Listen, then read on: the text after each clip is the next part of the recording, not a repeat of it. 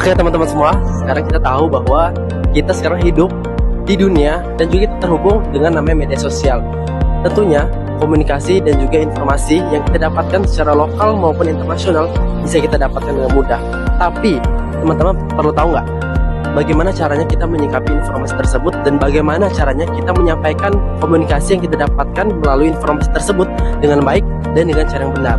Tentunya kita harus belajar yang namanya logika dan etika dalam berkomunikasi khususnya di media sosial. Nah, maka dari itu yuk sama-sama kita belajar terkait apa itu logika dan etika komunikasi khususnya di media sosial. Nah, sekarang apa itu logika dan etika komunikasi khususnya di media sosial?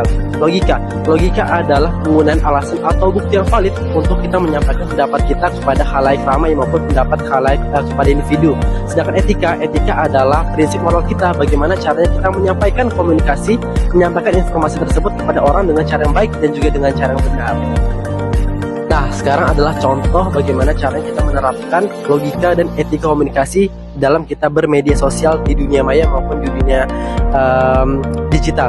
Pertama adalah kita harus menghargai pendapat orang lain dan kita harus mencari kebenaran akan informasi tersebut dan kita harus bisa mengatur apa yang akan kita ucapkan. Sedangkan ini adalah apa yang kita anggap melanggar logika dan etika dalam berkomunikasi khususnya di media sosial.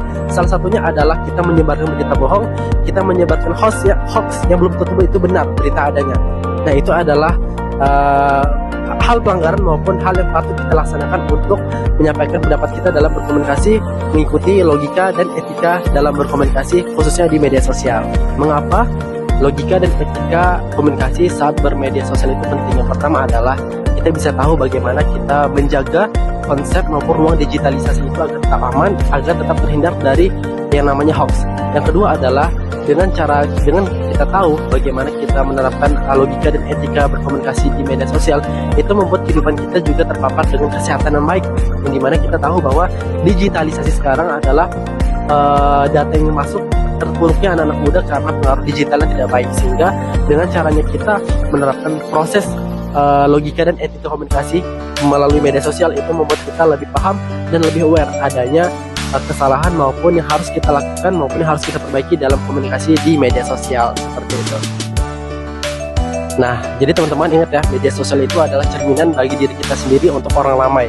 Kenapa? Karena ketika kita menggunakan media sosial dengan cara praktek yang baik, logika dan etika berkomunikasi yang baik, itu membuat potensi diri kita di hadapan khalayak orang ramai itu terbilang positif, sehingga kita juga membantu dan juga berkontribusi bagaimana menimbulkan situasi dan menimbulkan bagaimana caranya kita masuk di dunia digital dengan baik dan juga dengan cara yang benar tentunya.